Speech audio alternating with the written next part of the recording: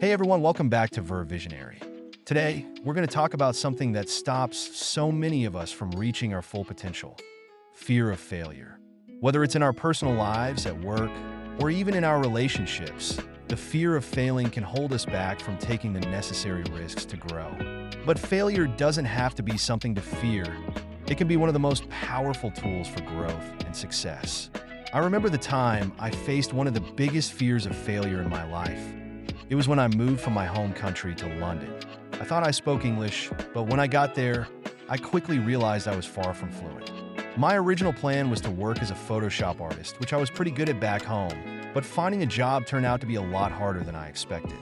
After 2 months with no success, the fear of having to go back home started creeping in. I was afraid that if I didn't make it, I'd have to return home. And to me, that would have felt like a huge failure. I was too proud to even consider going back. So, instead of letting the fear paralyze me, I took action. I found a job, even if it wasn't what I originally came to do. I worked as a kitchen assistant, which was a big shift from being a Photoshop artist, but I swallowed my pride and kept moving forward. The key here wasn't overcoming the fear directly. It was taking action in the face of it. What I learned from that experience is that sometimes the best way to overcome fear of failure is to act. Fear loses its power when you stop focusing on it and start focusing on the steps you can take, no matter how small. It's not always about succeeding at your first goal. Sometimes it's about finding a new path forward. Now, failure itself isn't the enemy. It's how we respond to it that makes the difference. One thing I've learned is that failure can be a powerful learning opportunity if you're willing to reflect on it. I remember a time in my career when I didn't get along with a manager. He controlled every single step of the process, and I needed more freedom to do my work. Instead of finding a way to communicate and work through our differences, I let my frustrations build up, and eventually I ended up resigning. Looking back, I realized there was a missed opportunity to grow. If I had approached the situation differently, maybe talked more openly, or found a way to collaborate with him, things could have turned out better. But that's the thing about failure. Sometimes we don't see the lesson until later on. And that's okay. The important part is recognizing what we could do differently next time. Step 1 to overcoming fear of failure is reframing your mindset. Instead of seeing failure as the end, view it as a stepping stone. The truth is, the most successful people in the world didn't get there without failing first, and often failing multiple times. Step 2 is building resilience.